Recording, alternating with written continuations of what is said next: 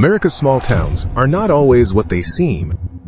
Behind the white picket fences, the quiet streets, and the polite smiles of neighbors, there are places where reality bends, where shadows cling to corners, where whispers linger on the wind long, after the voices that made them are gone. You might think of small towns as safe, peaceful, ordinary, but tonight, we are going to peel back that illusion and step into 5 towns in the United States where something darker is waiting. Towns so unsettling that even locals lower their voices when they speak of them.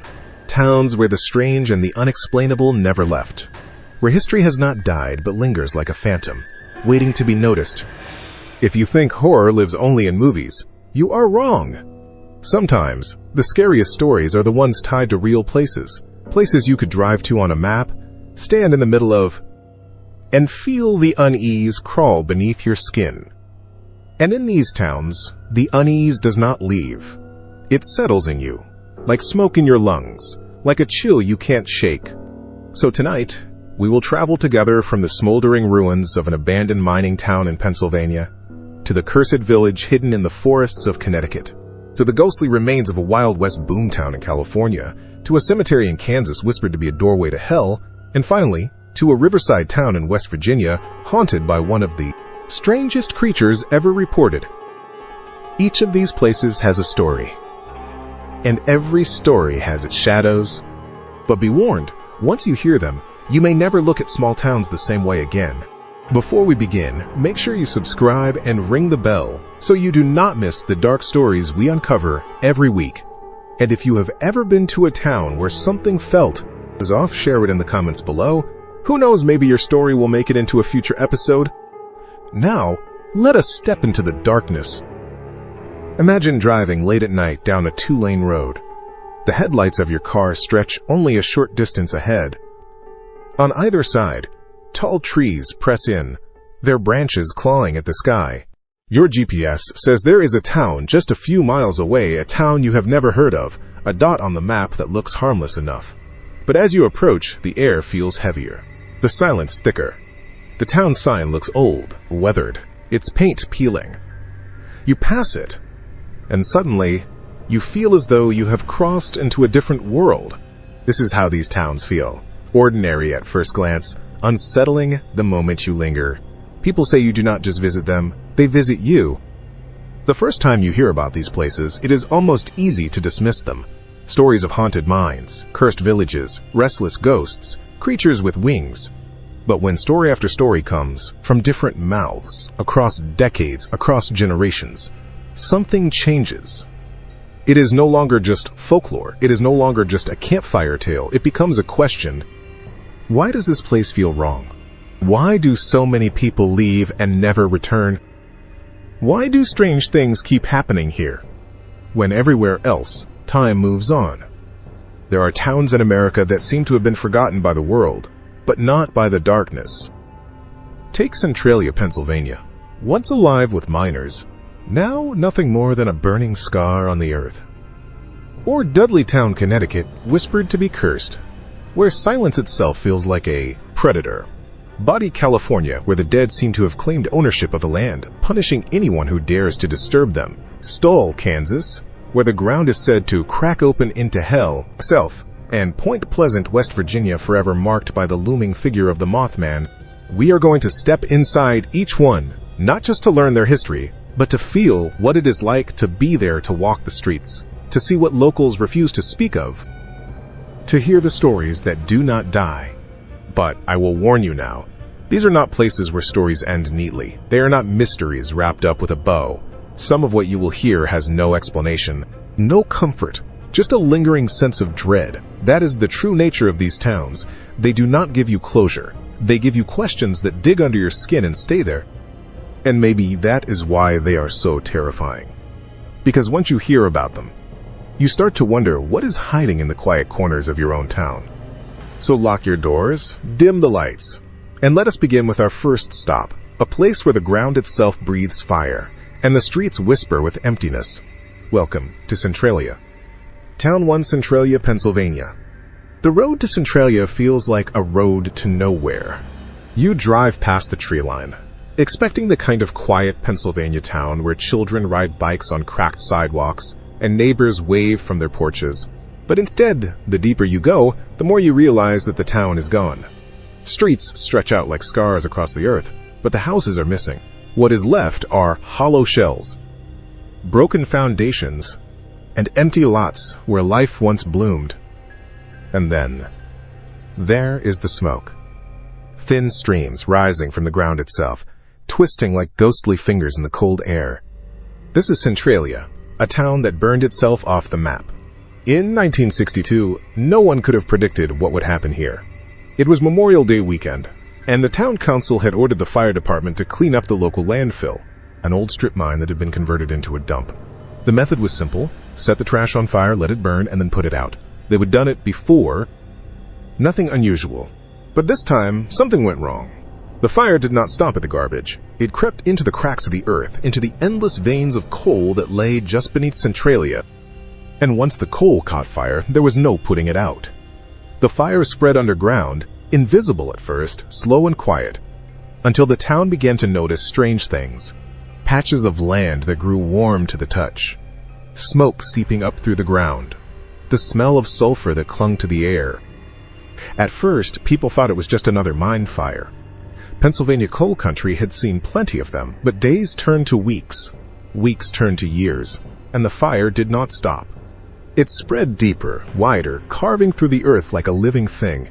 And with every passing year, the town above grew stranger. Less safe, less human. Children began to fall sick from the fumes. Backyards would suddenly collapse, revealing fiery pits below. In 1981, a 12-year-old boy was playing in his grandmother's yard when the ground gave, way beneath his feet. A sinkhole opened, 20 feet deep, steaming with toxic gases. He clung to a tree root just long enough for his cousin to pull him out. If he had fallen, he would have vanished into the fire burning below. That was the moment the nation realized Centralia was not just a minor problem, it was a death trap. The government moved in, buying out residents and relocating families. Streets that had once echoed with children's laughter fell silent. Schools, churches, gas stations, all boarded up, torn down, erased. By the 1990s, almost everyone was gone. Almost. Because a few refused to leave. They were called the holdouts residents, who said Centralia was their home, fire or no fire. Some claimed they did not smell anything. Some said the danger was exaggerated. And others whispered that leaving was not an option, that Centralia did not want them to leave. Those who visited since described the atmosphere as suffocating. Not just from the fumes, though you can still catch the acrid bite of sulfur in the air, but from something else. A silence too thick. Roads that go nowhere, lined with telephone poles that lead to empty foundations. Graffiti scrawled across cracked pavement, messages from visitors who dared to walk the ghost in town. "Welcome to hell," one road says, the letters glowing faintly in the mist rising from the cracks. Locals tell stories of things seen in the smoke. Shapes that do not move like people.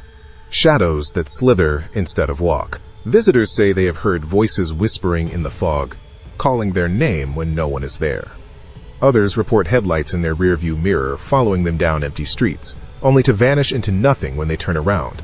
One of the strangest legends comes from those who walk the abandoned stretch of Highway 61, now nicknamed Graffiti Highway. They say if you walk it alone, especially at night, the air grows hotter with every step, as though something beneath your feet is waiting for you. Some claim to have seen glowing red cracks in the asphalt, like veins of fire just under the surface. And sometimes, when the wind dies down, you can hear it a low hum like the earth itself is breathing. Scientists will tell you the fire is real, that it will burn for another 200 years, maybe longer. But the people who have been there, they will tell you the fire is not the strangest thing about Centralia. They will tell you about the feeling that you are being watched, even when the town is empty. They will tell you about the dreams of faceless figures standing in the smoke, waiting. There is a story from a traveler who stopped in Centralia one autumn evening. He parked near what used to be the church, got out to take photos, and wandered down one of the cracked streets. He said the silence was crushing, broken only by the hiss of smoke escaping the ground. Then he heard footsteps. Slow, deliberate, crunching on gravel just behind him. He turned, expecting to see another explorer. But the street was empty. The footsteps kept going, circling him, though no one was there. Terrified, he ran back to his car, jumped inside and locked the doors. But as he turned the key, his headlights lit up something that froze him in place.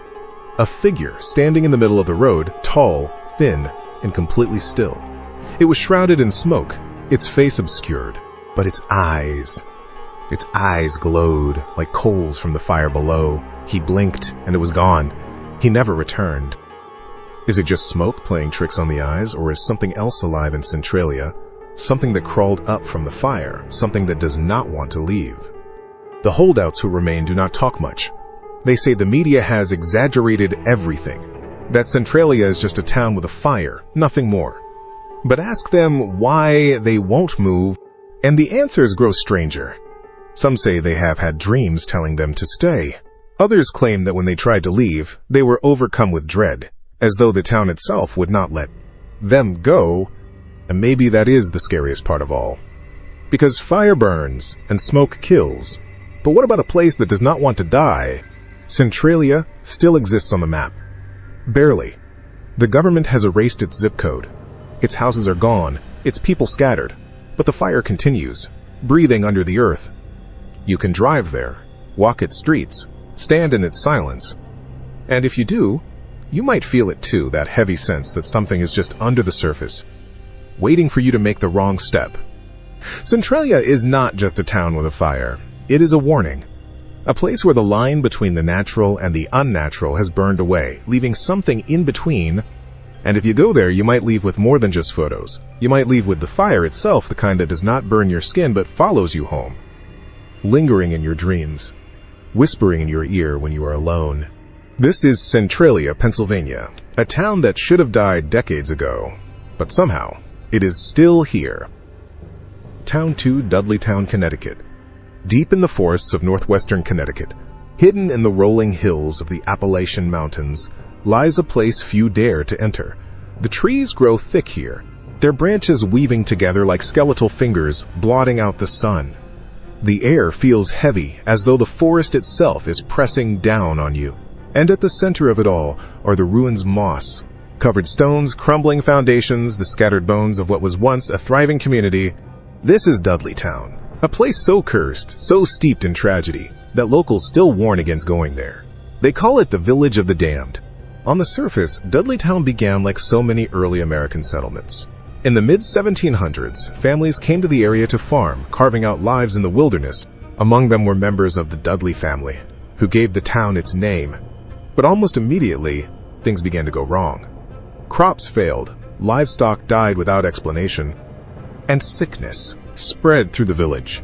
The Dudleys themselves carried a shadowed past. Whispers claimed that their lineage was cursed, dating back to England, where one ancestor had been accused of treason and executed, his lands confiscated. It was said that a curse was placed upon his bloodline, dooming his descendants to misery and ruin. Whether you believe in such things or not, the Dudleys' fate in America seemed to lend the legend some terrifying weight. One by one, strange tragedies unfolded in the village.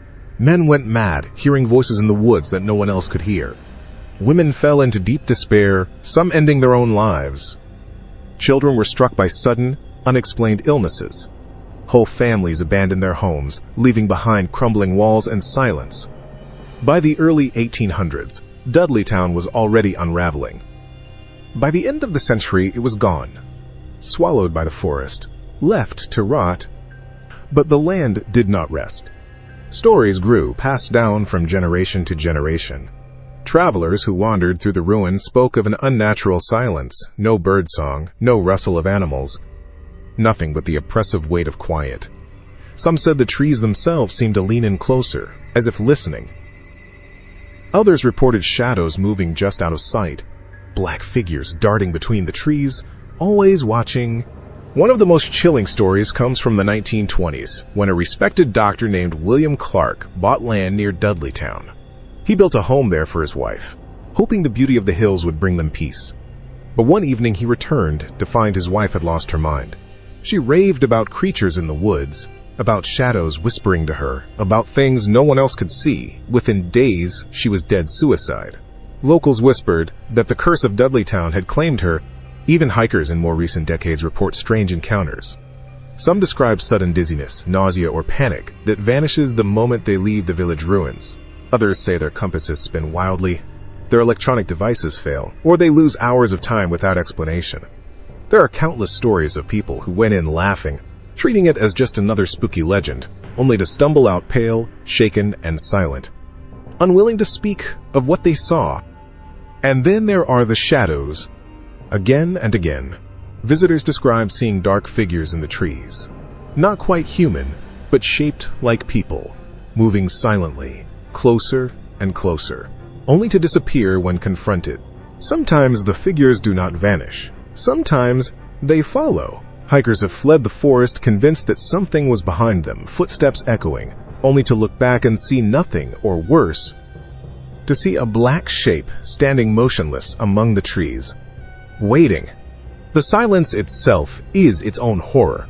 Those who spend long enough in Dudleytown often remark on how utterly still the forest becomes. No animals, no insects, just the sound of their own heartbeat, their own breath. And sometimes, they say, even that seems muffled as if the forest itself is swallowing sound whole. Skeptics argue it is just an abandoned settlement, a collection of old stones and ghost stories. They point to the isolation, the natural eeriness of the forest, the power of suggestion. But the legends remained. Why did so many families go mad here? Why did so many tragedies happen in such a small place? And why, even now, do so many who visit leave convinced that something lingers? There is a legend whispered by locals that Dudleytown is a thin place, where the veil between our world and something else wears dangerously thin. Some call it a gateway, others call it a trap. One chilling account tells of two friends who camped near the ruins in the 1980s. They had heard the stories, but they wanted proof. That night, they lit a small fire and waited. Hours passed in silence, until one of them noticed movement beyond the firelight, a tall shadow, darker than the night around it, watching from the trees. They tried to shine their flashlight on it, but the beam seemed to die before reaching it, swallowed by the darkness. The figure did not move, didn't blink, just stood. The next morning, the men were found miles from their campsite, wandering a dirt road in shock. They could not explain how they got there, and neither ever returned to Dudleytown.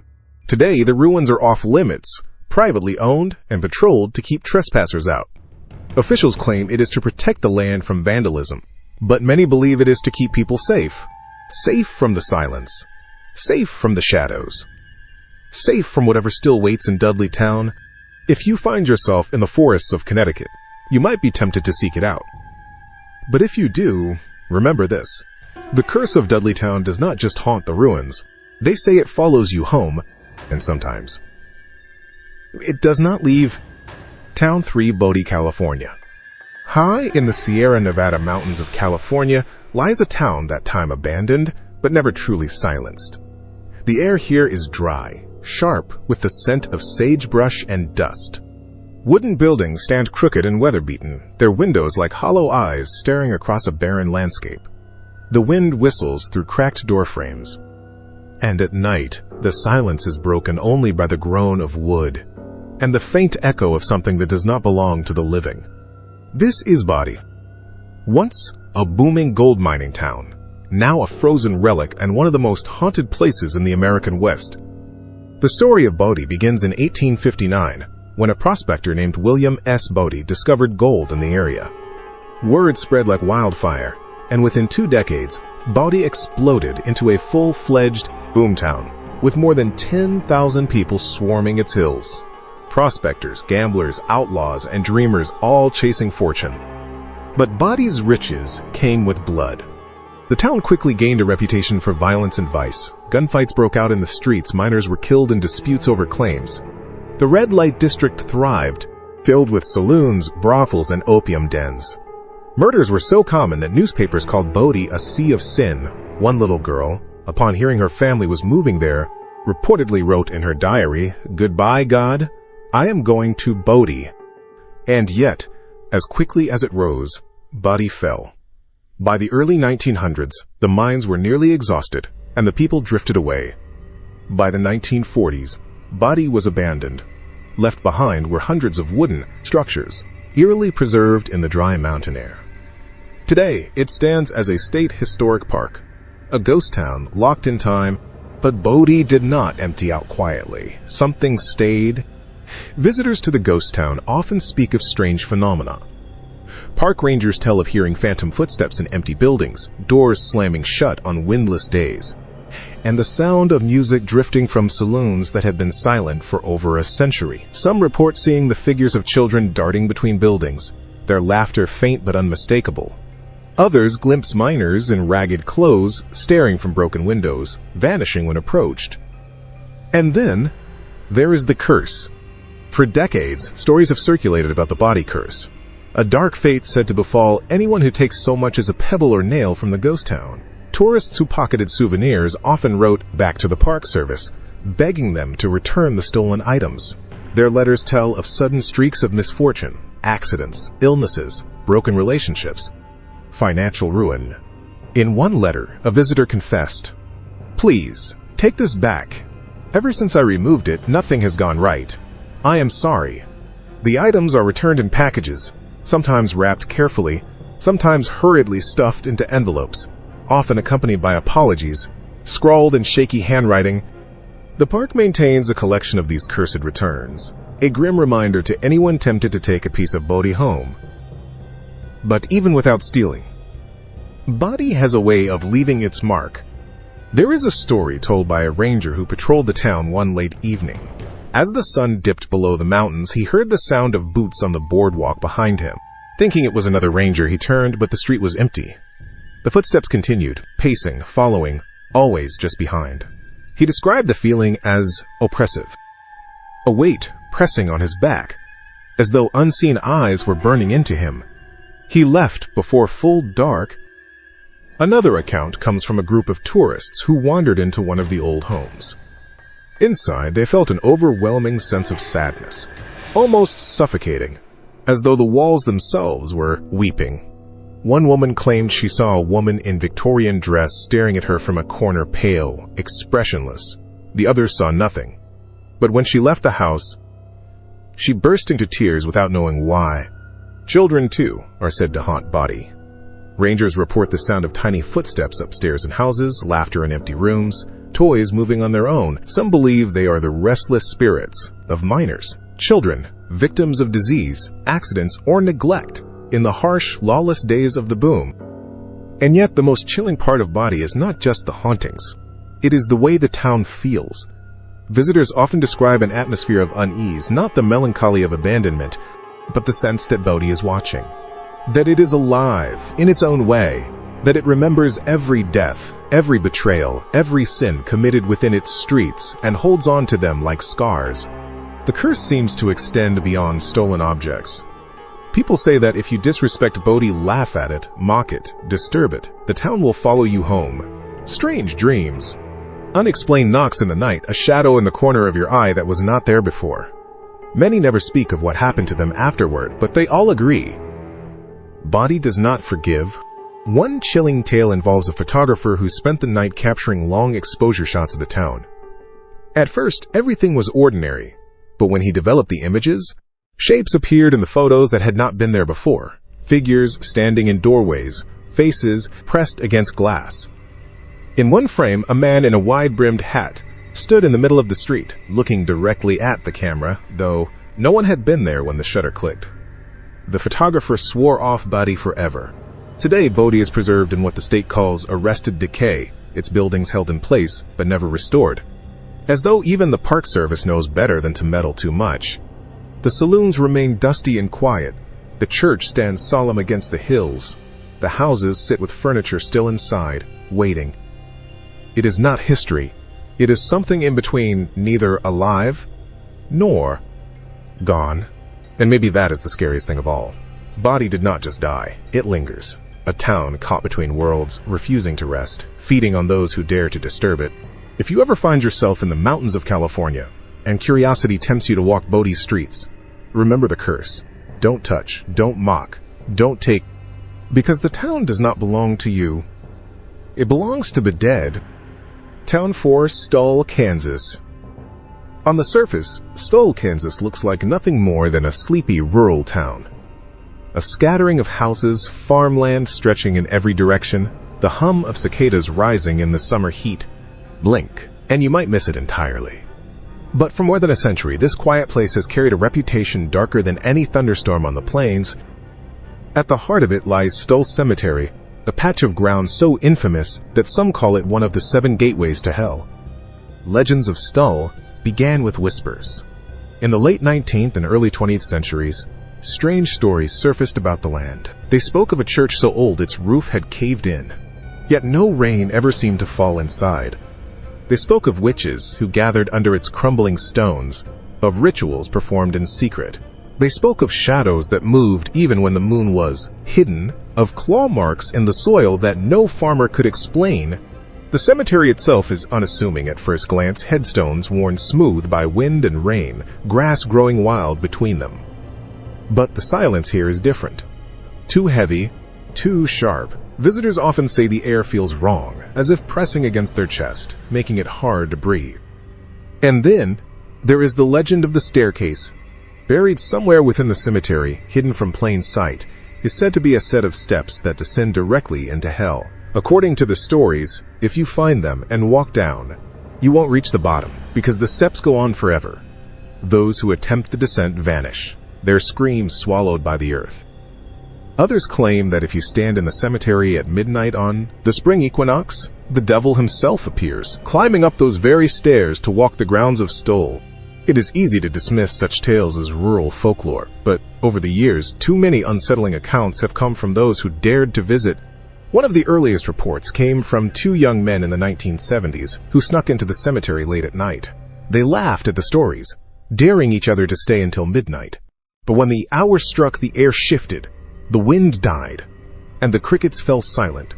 One of them claimed he saw a dark figure at the far end of the cemetery, tall, cloaked, its face obscured.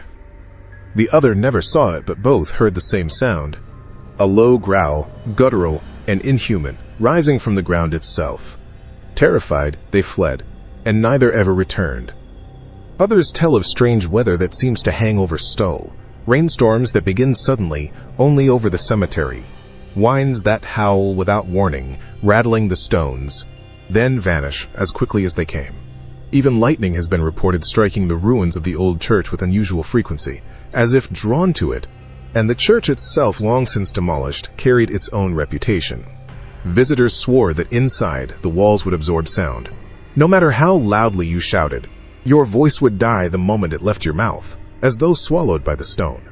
Some claimed the church was once used for satanic rituals, its altar a place of sacrifice. Others said witches met there under the new moon, leaving offerings that locals found scattered across the graves.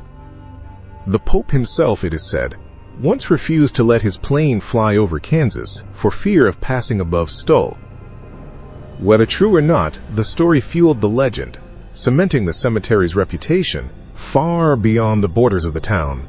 But perhaps the most unnerving stories are the ones that blur the line between myth and reality. A man once parked his car outside the cemetery to explore with friends. When he returned, he found deep claw marks gouged into the paint, too high and too wide to be from any animal native to Kansas. Another visitor reported walking through the cemetery, only to realize that his watch had stopped at exactly midnight. When he left, it ticked again as if nothing had happened. Then there are the disappearances. Over the years, there have been scattered accounts of people entering Stoll Cemetery and never leaving. Police reports are thin, often dismissed as urban legend, but locals speak of it in hushed tones. They say the land takes what it wants. The most famous story, however, is tied to the equinox. Witnesses claim that on certain nights, figures gather in the cemetery, not human, not entirely. Dark shapes that circle the graves, chanting in whispers no one can understand. Some say they have seen a pair of glowing eyes in the ruins of the old church, watching, unblinking. Others insist they have seen the ground itself shift, as though something beneath it is moving. Even now, long after the church was demolished to discourage trespassers, people continue to come. Thrill seekers, paranormal investigators, curious travelers, and many of them leave with the same story, a feeling of being unwelcome, of being watched. of something just beyond sight waiting. One chilling account comes from a student who visited with friends. They walked the cemetery laughing, mocking the legends, until she felt a hand on her shoulder. When she turned, no one was there. But the mark remained 5 deep scratches across her skin, burning like fire. Skeptics insist it is all myth, that the stories of Stoll are exaggerated, fueled by imagination and fear. But even they admit that something about the place feels wrong, that the silence does not feel natural, that the unease is too heavy to ignore. Today, the cemetery is fenced and guarded, its reputation both a curse and a draw. Locals rarely speak of it, and many avoid driving past after dark. Yet the stories keep coming. Stories of growls in the wind. Stories of shadows that move. Stories of a staircase buried deep in the soil, leading to a place no living soul should ever see.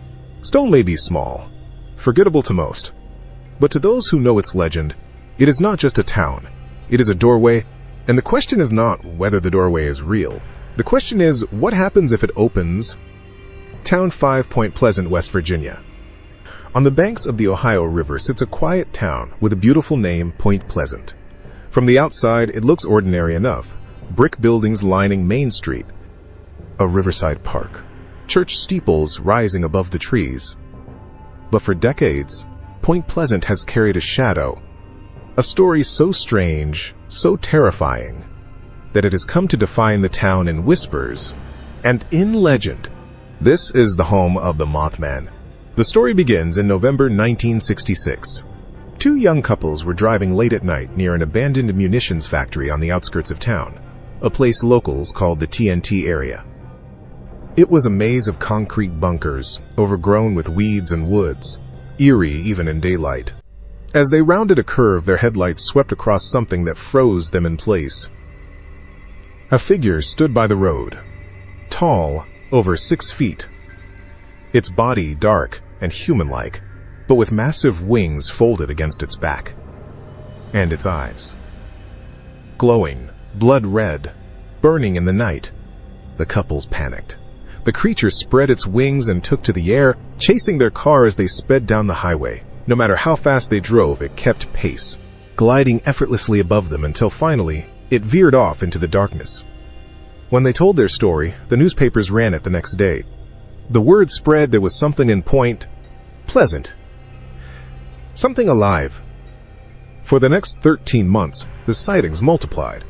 Dozens of townspeople reported seeing the creature, always the same description: a dark, winged figure, a towering body, eyes like burning coals. Some said it stood outside their homes at night, watching. Others saw it perched on rooftops or telephone poles, unfolding its wings before vanishing into the sky. One woman described it peering into her window with eyes so red and piercing that she fainted on the spot. The creature became known as the Mothman, and its presence was never harmless. Animals went missing. Dogs barked frantically at the woods, only to vanish. People reported strange electrical disturbances, radios cutting out, televisions flickering, car headlights failing. Some claimed the Mothman emitted a high-pitched noise, sharp enough to make them dizzy or disoriented, and behind it all there was a growing sense of dread. That the Mothman was not just a monster, it was a warning. The most chilling part of the story came on December 15th, 1967. That evening, just before Christmas, the Silver Bridge, which connected Point Pleasant to Gallipolis, Ohio, was packed with cars. Families headed home from shopping, workers returning from their shifts. At 4 p.m. during rush hour, the bridge suddenly gave way. Its steel beams twisted and snapped like matchsticks. In less than a minute, the entire structure collapsed into the icy Ohio River. 46 people died. Dozens of cars plunged into the freezing water, trapping families inside. It was one of the worst bridge disasters in American history. And almost immediately, the town remembered the Mothman. For 13 months, it had been seen again and again hovering near the bridge, flying over the river, lurking in the TNT area. After the disaster, the sightings stopped. Some believed the Mothman had caused the collapse. Others believed it was trying to warn them, a harbinger of doom, not the bringer of it. But the connection between the creature and the tragedy was burned into the town's history. Even today, decades later, Point Pleasant has never escaped the shadow. Residents still whisper of strange lights in the sky, of winged shapes glimpsed near the river at night. Visitors claim to feel watched while walking near the old TNT bunkers, some reporting glowing eyes in the dark. Paranormal investigators return again and again, convinced that whatever haunted Point Pleasant in the 1960s never truly left, and the legend has spread beyond West Virginia. The Mothman has been reported around the world in Ukraine before the Chernobyl disaster, in New York before 9/11, in Mexico before earthquakes. Always the same description, a tall, winged figure with glowing red eyes, always tied to tragedy. But for Point Pleasant, it is not just a legend. It is part of their identity. The town hosts an annual Mothman festival, with statues and souvenirs celebrating the creature, yet beneath the humor and tourist appeal, the fear still lingers. Because for the people who lived through those 13 months, the Mothman was not a mascot. It was a nightmare. One man, a retired police officer, described seeing it perched on a tree branch near the TNT area. He shined his flashlight, and the eyes glowed red, reflecting nothing like any animal he had ever seen. It unfolded its wings, and the branch bent under its weight. Then it shot into the sky without a sound. He swore he never went back to that area again. Others described the dread, a physical, choking fear that came over them when the creature appeared. Not like normal fright, but something deeper, primal, as though their very bones were warning them to run. And maybe that is the truth of the Mothman. Not just a monster, not just a myth, but a mirror for fear itself. A being that shows up when disaster is about to strike, leaving behind only questions, terror, and grief. If you ever visit Point Pleasant, you can still stand where the Silver Bridge once crossed the Ohio River. You can walk through the TNT area, its bunkers hidden under vines and trees. Echoing with strange silence, you might laugh at the legend, take a photo with the Mothman statue downtown, buy a t-shirt. But if you find yourself alone at night, near the river, near the trees, and you see a shadow move against the sky, don't look into its eyes. Because if you do, you might not forget them. And the next tragedy might not be far behind. 5 towns, 5 places scattered across America, each with their own dark story. On a map, they look ordinary dots among thousands of others. But step into them, and you realize quickly, these towns are different. They are not just places. They are wounds. Centralia, Pennsylvania, where the ground itself breathes fire. And the silence is broken by whispers in the smoke. A town that should have died long ago, yet refuses to. Dudleytown, Connecticut, a village that rotted from within, its people consumed by madness, its ruins left to shadows that still wait in the trees. Body, California, where greed and violence carved a town into the earth, and where the dead cling so tightly to the past that they punish anyone who dares to disturb them. Stoll, Kansas, a quiet cemetery that legends call a doorway to hell, where the silence feels alive and the air tastes of warning. And Point Pleasant, West Virginia, where a winged creature with burning eyes appeared, bringing terror and tragedy in its wake, leaving behind only the question, monster or omen. What ties these places together is not just their history. It is the feeling they leave behind, the way they bend reality, the way they make you question what is natural, what is possible, and what might be hiding in the cracks of the world we think we understand.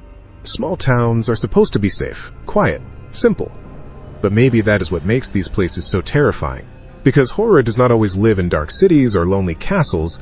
Sometimes it lives in the places we least expect, in forgotten villages, in empty houses, in cemeteries off dirt roads, in places where the line between the living and the dead wears thin, and something else bleeds through. And maybe the scariest thought is this: these are just the towns we know about, the ones whose stories escape the silence. How many others are out there, hidden behind polite smiles and white fences? How many places have histories no one dares to speak aloud? The truth is, every town has its secrets. Some are buried under ashes. Some are whispered in the woods. Some are written in blood, preserved in broken boards and cracked headstones. And some are alive, waiting for someone curious enough to come too close. So the next time you drive down a lonely road and see the lights of a small town flicker in the distance, ask yourself, what stories are buried there? What shadows walk its streets when no one is watching? What waits for you if you decide to stop? Because towns, like people, remember, and some memories never die. If you enjoyed tonight's journey into America's forgotten darkness, make sure to subscribe and ring the bell so you do not miss the next story. And tell me in the comments, which of these towns would you dare to visit? Centralia's burning streets, the cursed silence of Dudleytown, the haunted saloons of Body, the cemetery in Stull, or the forests of Point Pleasant, where red eyes still watch from the shadows? I will be reading your answers. And who knows, maybe your town, your story will be the next one we uncover. Until then, lock your doors, trust your instincts, and never ignore the feeling that something is not quite right. Because sometimes the strangest, scariest places are not far away. Sometimes they are right where you live.